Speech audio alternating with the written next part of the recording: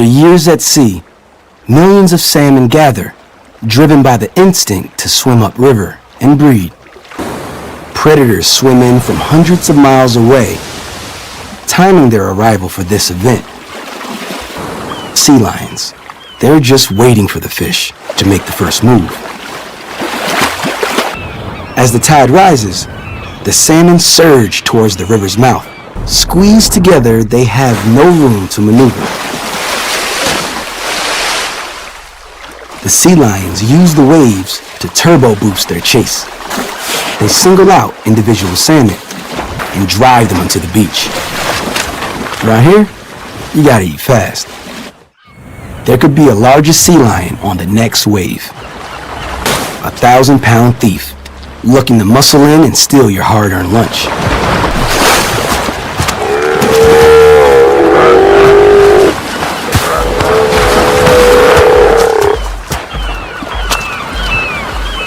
For a month, every high tide is a feeding frenzy as sea lions and seabirds gorge themselves.